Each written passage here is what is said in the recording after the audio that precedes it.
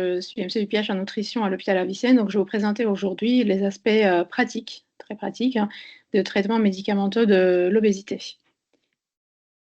Donc voici, vous voyez sur l'écran les médicaments qui ont l'AMM pour l'obésité en France aujourd'hui, mais nous allons surtout nous concentrer sur les 3 molécules qui sont en bas, parce que l'orlistat en haut à gauche est très peu utilisé et l'acétmélanotide en haut à droite a des indications très précises. Donc, nous allons nous concentrer sur la liraglutide et la sémaglutide, qui sont les analogues de GLP-1 simple, et la tirzépatide, qui est un double analogue GLP-1 GIP, et qui sont utilisés selon l'AMM en cas de IMC supérieur à 27 avec des comorbidités, ou en cas de IMC supérieur à 30. Quant au remboursement, ces médicaments ne sont pas encore remboursés, bien qu'il y ait un avis favorable de la HAS qui a été émise pour la sémaglutide et la tirzépatide, mais uniquement pour les IMC supérieurs à 35. Et qui peut prescrire ces médicaments? À partir de 23 juin 2025, tout médecin peut prescrire ces médicaments selon l'AMM. Et comment? Voilà, pour répondre à cette question, il y a un groupe de travail qui a été créé en janvier 2025, qui a travaillé pendant toute l'année 2025 avec la direction du professeur Judith Aron-Wisniewski et le professeur Emmanuel Dys. Et nous avons publié les recommandations en décembre 2025. Vous pouvez trouver l'ensemble de textes sur obésitéfrance.fr, mais l'argumentaire qui est peut-être moins intéressant, qui est très long, 230 pages, ce qui est plus intéressant pour vous, c'est l'article qui concentre toutes les recommandations et les avis pratiques, et également un parcours de soins. Et ce qui est très intéressant aussi, à mon avis, c'est le document d'information pour les patients, de quelques pages que vous pouvez imprimer et que vous pouvez donner aux patients, et ils peuvent lire tranquillement à la maison, parce qu'en consultation, en général, on a du mal à retenir toutes les informations qu'on nous donne. La première question, chez qui on peut prescrire les TMO? Les TMO se prescrit en deuxième intention chez des personnes qui ont déjà eu une prise en charge nutritionnelle comportementale pendant au moins 6 mois et qui n'ont pas obtenu leur objectif du poids. Donc le prescripteur doit s'assurer que la personne sous TMO est accompagnée tout au long du traitement. Et il est recommandé d'utiliser les TMO chez des personnes avec une obésité de sévérité 2 et 3 selon la HAS. Je vous mets ici le tableau, je ne veux pas détailler, mais juste pour vous rappeler comment on détermine la sévérité de l'obésité. Uniquement l'IMC ne suffit pas pour déterminer la sévérité, mais il y a bien d'autres conditions que vous voyez ici dans cette colonne, que je vous laisserai regarder tranquillement. Il existe également ces tableaux qu'il faudrait regarder parce que vous avez ici les codes couleurs en rouge et en jaune, les différentes conditions. En rouge, vous avez la non-recommandation d'utilisation de TMO, et en jaune, vous avez une recommandation d'une utilisation prudente des TMO. Pour chaque molécule, ici vous voyez, vous avez 3 colonnes. À gauche, vous avez le tableau qui est proposé par la RCP de médicaments, et à droite, les conditions qui ont été rajoutées par le groupe de travail. Juste un exemple pour vous montrer, en cas de trouble du comportement alimentaire restrictif, sévère et actif, l'utilisation de TMO, vous voyez, c'est en rouge, n'est pas recommandée. Alors, en cas d'antécédent de TCA restrictif, juste un antécédent mais pas actif, on peut utiliser les TMO, mais avec une prudence. Donc, je vous laisserai découvrir ces tableaux en plus de détails. Deuxième question, quelle molécule choisir sur les 3? Nous conseillons de choisir la molécule en fonction du phénotype des patients. Parce que l'objectif des TMO, ce n'est pas uniquement de perdre du poids, mais c'est également d'améliorer les comorbidités, les complications de diabète et la qualité de vie de la personne. Donc ces tableaux ont été créés en se basant sur les données de la littérature scientifique. Par exemple, un cas de prévention cardiovasculaire secondaire sans diabète de type 2, il est recommandé de privilégier une utilisation de sémaglutide, parce que c'est avec cette molécule-là qu'il a été démontré le bénéfice cardiovasculaire. Mais ces tableaux vont très probablement évoluer dans le temps avec les nouvelles données, et notamment avec les données avec la tirzépatide, donc à suivre. En pratique, avant de commencer le TMO, il faut bien expliquer aux patients le mécanisme d'action, les modalités de l'escalade de dose, les bénéfices attendus en termes de perte de poids, le prise en charge financière. Donc nous avons déjà dit que ces médicaments ne sont pas pris en charge, donc il faut que le patient soit bien au courant.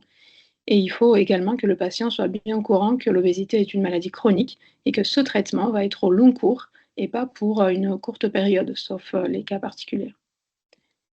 Un peu plus en détail, pour le mécanisme d'action, il faudrait expliquer aux patients que les TMO permettent de diminuer de 30% les apports alimentaires, par une diminution de faim, par une diminution de craving et par une augmentation de rassasiement.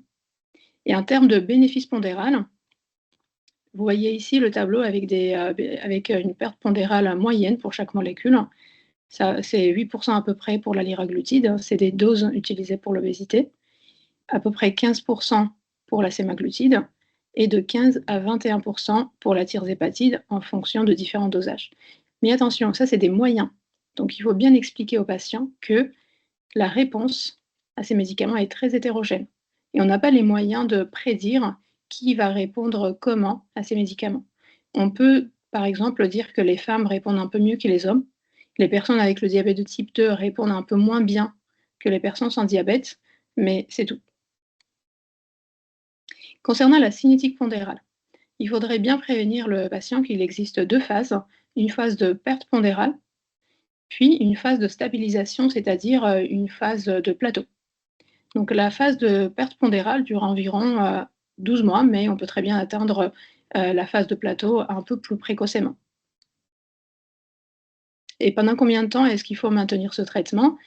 Pour l'instant, nous avons le recul de 3-4 ans et il n'y a pas d'échappement du poids en cas de maintien de traitement. On n'a pas de données sur la modification des posologies ou le changement de molécules, mais on sait tout simplement qu'en cas de phase de plateau, si on arrête le traitement, on reprend du poids, environ 70% du poids perdu dans l'année qui suit. Donc, dans ces conditions, le groupe de travail a recommandé de continuer le traitement à la dose qui a permis d'obtenir le plateau pondéral et au long cours, hein, jusqu'à l'obtention des nouvelles données dans la littérature. Pour continuer, avant de commencer les TMO, il faudrait évaluer le comportement alimentaire de la personne, surtout pour dépister les troubles du comportement alimentaire, pour ne pas passer à côté.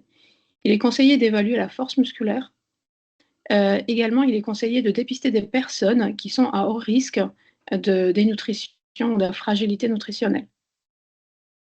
Pour évaluer la force musculaire, bien sûr, le gold standard, c'est toujours la composition corporelle, mais on peut utiliser également le test dépistage, qui est le test levé de chaise, qui est très facile à réaliser en consultation. Il faut demander à la personne de se lever 5 fois consécutivement, sans s'aider des mains. Et si cela prend plus de 15 secondes, ça signifie une diminution de force musculaire et probablement le risque de sarcopénie. Auquel cas, il convient de réaliser d'autres examens. Il est très important de dépister les personnes à risque de carence nutritionnelle avant d'initier les TMO. C'est des personnes, vous avez à gauche la liste un peu plus exhaustive, je ne vais pas tout lire, mais c'est par exemple des personnes qui ont déjà eu une chirurgie bariatrique, par exemple. C'est des personnes âgées, c'est des personnes qui ont des pathologies digestives, malabsorptives, etc. Et chez ces personnes-là, il est conseillé de réaliser le bilan biologique de base et, en cas de carence, faire une substitution polyvitaminique pendant 6 mois au moins. Alors, il faudrait bien éduquer le patient, bien sûr, au stylo injecteur et également éduquer le patient aux modifications diététiques, comportementales et en activité physique attendues sous TMO.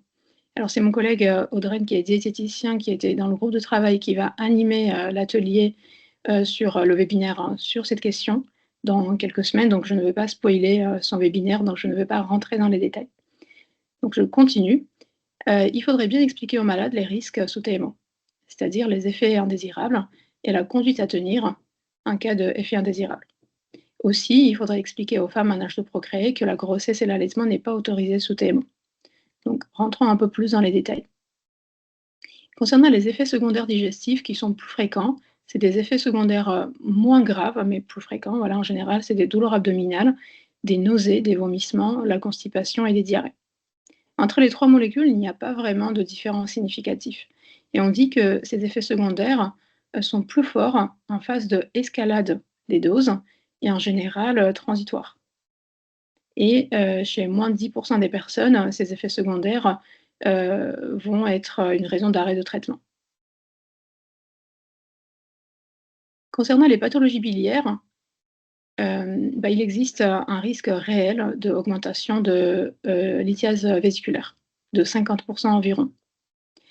Donc il faudrait bien prévenir les patients sur les symptômes évocateurs des pathologies des voies biliaires, dans quel cas il faut consulter rapidement. Il faut également vérifier l'échographie abdominale qui est conseillée par la HAS dans la prise en charge de l'obésité médicale pour rechercher la lithiase. Et pour la prophylaxie de la lithiase, le groupe de travail a proposé cet algorithme. Alors, si on regarde, un cas de lithiase vésiculaire connu et asymptomatique, ou un cas de absence de lithiase vésiculaire, l'utilisation de Colurso se discute. Colurso, c'est un acide ursodésoxycholique.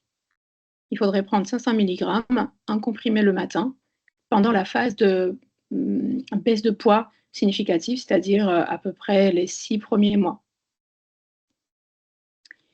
Un cas de lithiase vésiculaire connu et symptomatique, il faudrait d'abord réaliser une cholécystectomie avant d'envisager les TMO. Et si à l'initiation de TMO, le Colurso n'a pas été mis en place, à 3 mois de traitement, un cas de perte rapide de poids, c'est-à-dire plus de 10%, il faudrait débuter le Colurso. Concernant le risque de pancréatite, 2 cas de figure, c'est le risque de pancréatite aiguë de novo et le risque de récidive de pancréatite aiguë. 2 informations importantes pour le risque de pancréatite de novo. Donc, dans la littérature, aujourd'hui, il n'y a pas de données suffisantes qui montreraient un surrisque significatif de pancréatite aiguë de novo. Et le dosage des enzymes pancréatiques n'est pas conseillé en systématique ni avant l'initiation de TMO, ni pendant le traitement, mais uniquement en cas de signe clinique, douleur abdominale typique de pancréatite aiguë. Pour le risque de récidive de pancréatite sous TMO, nous avons proposé cet algorithme décisionnel. Donc, un cas de pancréatite lithiasique, sans les TMO, lithiasique, et que la cholécystectomie a été réalisée. Nous pouvons utiliser les TMO avec prudence. Un cas de pancréatite lithiasique et que la cholécystectomie n'a pas été réalisée, il est d'abord conseillé de traiter la lithiase vésiculaire avant de commencer les TMO. Donc, probablement un avis de chirurgien est nécessaire. Un cas de pancréatite de cause autre que lithiasique, ça se discute au cas par cas, vraiment en fonction de rapport bénéfice-risque. Et le dernier cas de figure, un cas de pancréatite aiguë sous TMO, ça paraît plus évident qu'il n'est pas conseillé de reprendre les TMO. Concernant les différents risques qui ont été, je fais un résumé très court pour entrer dans le temps. Il existe ces différents risques qui ont été rapportés dans la littérature sans vraiment des preuves significatives. Concernant l'occlusion intestinale, il est conseillé d'être prudent chez des personnes avec un antécédent d'occlusion intestinale et surtout prévenir les personnes des douleurs abdominales typiques d'occlusion intestinale. Concernant la gastroparésie, il faut être prudent surtout chez des personnes qui ont des antécédents de gastroparésie, par exemple diabétiques. Concernant les MICI, les maladies inflammatoires chroniques de l'intestin, les TMO ne sont pas contre-indiqués, il faudrait juste faire un escalade des doses un peu plus prudente en fonction de tolérance digestive des TMO. Concernant le cancer thyroïdien, c'est très intéressant parce qu'il existe des données contradictoires dans la littérature. Il existe des données de grande cohorte, des méta-analyses, certains qui montrent qu'il existe une augmentation de risque de cancer thyroïdien et d'autres qui montrent qu'il n'existe pas d'augmentation de risque de cancer thyroïdien. Donc, pas de recommandation particulière, mais nous surveillons les nouvelles données. Concernant la rétinopathie diabétique et le risque d'aggravation de la rétinopathie diabétique, c'est comme dans le diabète, il est nécessaire d'abord de vérifier le fond d'œil et en cas de pathologie de traiter la rétinopathie diabétique, sinon il existe un risque d'aggravation à cause de baisse rapide de la glycémie. Pour le NOIAN, le névrite optique antérieur ischémique non artéritique, c'est un effet secondaire de stémaglutide. Ça n'a pas été décrit avec d'autres TMO et le facteur de risque est le papille optique étroite. Mais il n'existe que quelques cas dans la littérature, pas plus. Donc c'est pour ça la recherche de papille optique étroite n'est pas recommandée en systématique, mais seulement si cette condition est déjà connue au préalable il faudrait être un peu plus prudent. Concernant le risque suicidaire et psychiatrique, bah, il n'y a pas d'argument dans la littérature de sur-risque suicidaire et psychiatrique sous TMO, mais seulement les personnes qui ont des antécédents psychiatriques, il convient d'être un peu plus prudent et surveiller l'état psychique de manière rapprochée, quitte à contacter le psychiatre traitant et surveiller ensemble le malade. Concernant la grossesse, donc l'utilisation de TMO pendant la grossesse n'est pas conseillée et attention à la contraception efficace chez les femmes en âge de procréer. Les TMO devraient être arrêtés avant l'arrêt de contraception en cas de projet de grossesse et en cas de transfert d'embryon, dans le cas de FIV, la liraglutide devrait être arrêtée 1 semaine avant, la sémaglutide 2 mois avant et la tirzépatide 1 mois avant. Si toutefois la grossesse a démarré sous TMO, il faut juste arrêter les TMO et il n'y a pas une indication à faire une interruption médicale de grossesse. Alors, il faudrait bien prévenir les femmes en âge de procréer qui ont le projet de grossesse et qui débutent le traitement par TMO que, après l'arrêt de TMO pour la grossesse, hein, il y a le risque plus élevé de prendre du poids. Donc, bien mesurer la balance bénéfice-risque avant de commencer les TMO. En cas de SOPK, il a été démontré qu'il existe une amélioration, il existe une augmentation de chances de grossesse spontanée. Donc, attention à la contraception efficace malgré l'infertilité. Concernant la contraception orale et TMO, à cause des effets secondaires digestifs des TMO, notamment les vomissements, les diarrhées, il peut y avoir une diminution d'efficacité de contraception orale, donc il faudrait faire attention, voire privilégier les contraceptions à type de dispositifs intra-utérines ou des implants. Et pour finir, la chirurgie bariatrique, les TMO ne remplacent pas la chirurgie bariatrique, c'est plutôt complémentaire. On peut utiliser les TMO avant ou après la chirurgie bariatrique ou à la place dans certains cas. Avant la chirurgie bariatrique, par exemple, dans les cas d'obésité très sévère avec un IMC supérieur à 50, qui permet une réduction pondérale au préalable et une diminution de risque de complications pendant la chirurgie bariatrique, après la chirurgie bariatrique. Après la chirurgie bariatrique, on peut utiliser les TMO, par exemple, mais surtout pas pendant la phase de perte pondérale, mais à partir de la phase de stabilisation pondérale, la phase de plateau. Et si la personne n'a pas atteint son objectif du poids ou encore si la personne va reprendre du poids après la chirurgie bariatrique. Et ça se discute au cas par cas, en réunion pluridisciplinaire et bien sûr, en fonction de souhaits de patients aussi. Un petit mot pour le suivi, après on va finir. Le prescripteur doit être sûr de bien planifier le suivi sous TMO, notamment au début, pendant la phase de réduction pondérale significative, à 3, 6 et 12 mois par exemple, pour rechercher les signes d'alerte, pour ne pas passer à côté. Une des signes d'alerte, c'est une perte de poids significatif. Par exemple, plus de 10% à 3 mois ou plus de 20% à 6 mois. Et d'autres signes d'alerte, c'est une réduction drastique des apports alimentaires, notamment en protéines, voire une aphagie, une diminution d'IMC inférieure à 18,5, qui peut être un peu plus rare, je pense, une diminution de la force musculaire, avant le passage en obésité sarcopénique, des troubles digestifs majeurs qui persistent, auquel cas il faudrait chercher d'autres causes sous-jacentes, entre autres le virage anorexique. Il faudrait surveiller également la qualité de vie et les signes cliniques de carence vitaminique. Dans ce cas, il convient de réajuster les posologies, voire une désescalade posologique ou arrêt temporaire, voire définitif, et renforcer l'accompagnement nutritionnel. Il est conseillé également de réaliser le bilan biologique et substituer les carences, mais si le bilan biologique est normal, mais l'état général de patient reste préoccupant, il ne faut pas hésiter à adresser les patients vers les centres experts en nutrition. C'est un tableau, le checklist pour les consultations, que je trouve très intéressant. Je ne vais pas détailler aujourd'hui, mais c'était juste pour vous montrer que vous pourriez imprimer et ça vous permet d'être systématique pour ne rien oublier pendant les consultations. Voilà, pour conclure, et j'espère que je suis dans le temps, les TMO ne sont jamais utilisés en première intention. Ces médicaments ne sont pas encore remboursés. Il faudrait bien informer et éduquer le patient. Il faut prendre son temps au début pour bien les éduquer. Il faut bien leur expliquer que c'est une maladie chronique et que le traitement est nécessaire au long cours et qu'un accompagnement suivi nutritionnel est nécessaire. Ne pas oublier de repérer les patients à risque de carence nutritionnelle avant de commencer les TMO. Ne pas oublier de vérifier l'échographie abdominale à la recherche de lithiase vésiculaire, notamment parce que nous avons les moyens de prévention pourquoi ne pas utiliser.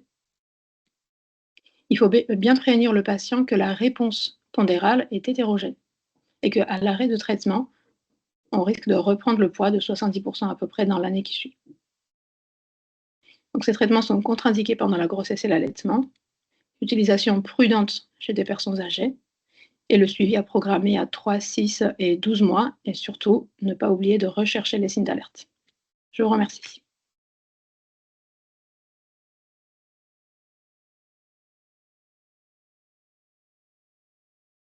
Merci beaucoup, Sopio, c'était super et tu rentres dans les temps, il y a pas de problème. Est-ce que du coup, il y a des questions? Parce que là, pendant le flash, la conversation, on n'en a pas vu, mais peut-être désormais que la présentation de Sopio est terminée, vous avez peut-être des questions? Je vais peut-être arrêter le partage, Oui, tu peux, oui, oui. ou c'est déjà le cas, non? Non, on a Moi, toujours le partage de ton écran. en attendant que les questions arrivent, déjà merci pour ce topo très clair et très concis. Il y a une question qui nous a été partagée sur notre page CSO qui concernait les stratégies thérapeutiques existantes ou sur base d'une première littérature liée à l'arrêt du traitement. Est-ce que vous avez des éléments à nous partager par rapport à ça? Oui, un cas d'arrêt de traitement, il faudrait se tourner vers d'autres moyens de traitement de l'obésité, notamment la chirurgie bariatrique ou encore de renforcer le traitement, la prise en charge nutritionnelle et l'activité physique. C'est les seuls moyens que nous avons aujourd'hui dans l'arsenal thérapeutique d'obésité. D'accord, merci. Et il n'y a pas de dose minimale éventuelle qui permettrait de conserver le plateau en termes de perte de poids? Ah bah, bien sûr, dans un premier temps, avant d'arrêter définitivement, on conseille toujours de faire le désescalade posologique, donc garder le traitement minimal efficace. Et puis seulement après, si la personne ne veut pas tolérer même la dose minimale, seulement après, on conseille d'arrêter définitivement. Alors, il y a une autre question Ouais. qui était à partir de quel âge chez les adolescents? Alors ça, c'est l'AMM. C'est selon l'AMM qu'il faut faire. Donc pour la liraglutide, c'est à partir de 6 ans qu'on peut utiliser. Pour la sémaglutide, à partir de 12 ans. Et pour la tirzépatide, c'est à partir de 18 ans. Merci. Il y a une question, quel est le montant moyen par mois pour ces traitements?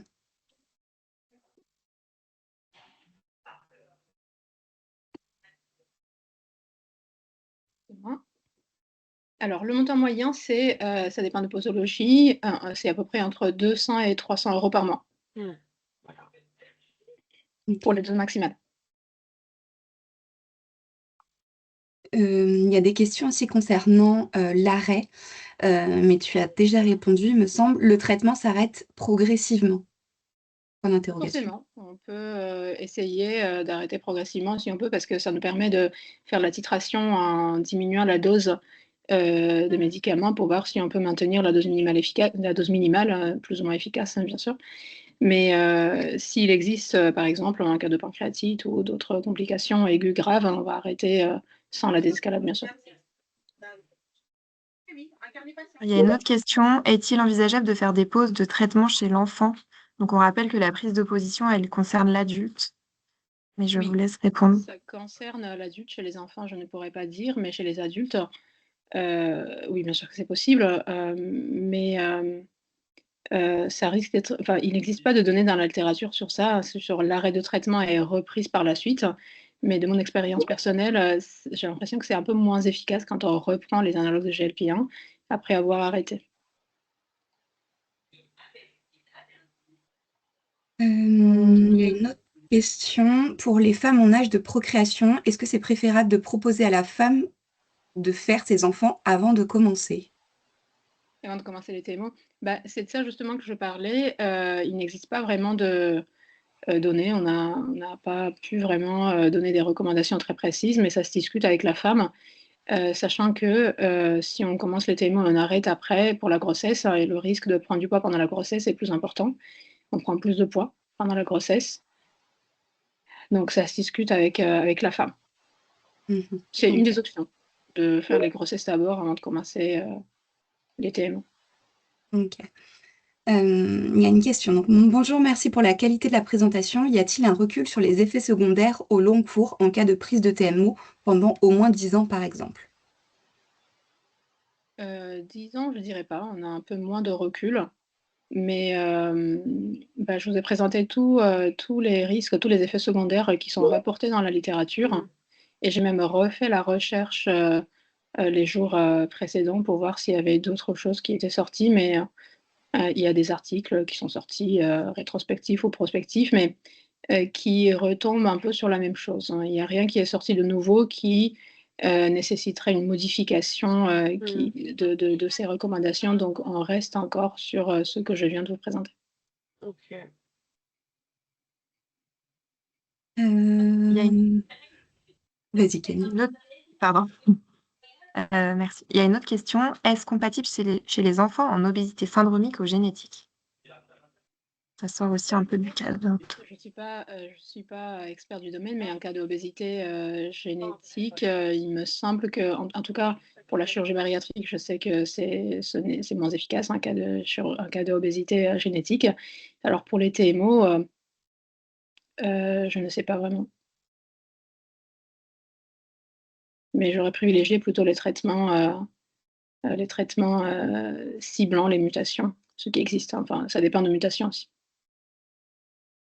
Ok. Et il y a une demande, est-ce qu'il existe d'autres traitements similaires ou des nouvelles molécules dont tu n'as pas encore parlé? En voie de développement, oui, notamment les analogues par voie orale.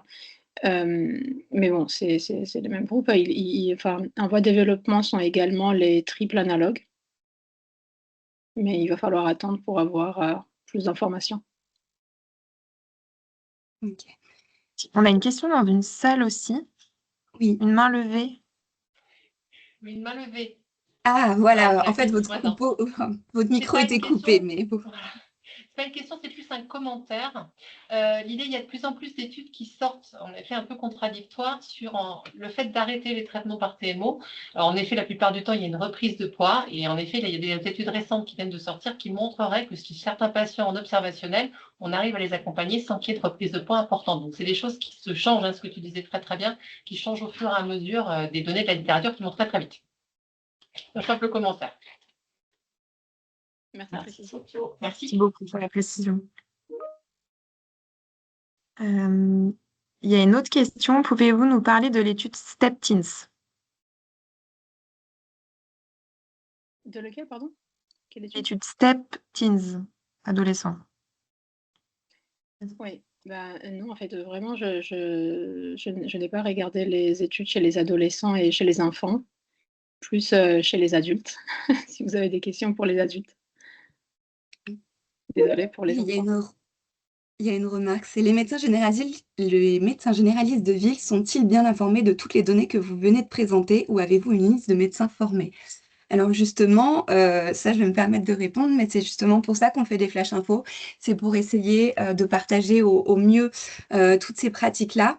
Après, nous, sur notre annuaire, sur l'annuaire de notre site internet, on essaye de recenser justement les médecins qui sont formés à l'obésité et donc au TMO, mais c'est pas forcément quelque chose de très évident. Donc, n'hésitez pas justement à leur partager le lien du replay de ce flash info et de les inviter aussi à se former, à participer à nos journées pour qu'ils puissent être au clair justement sur toutes les recommandations de l'obésité.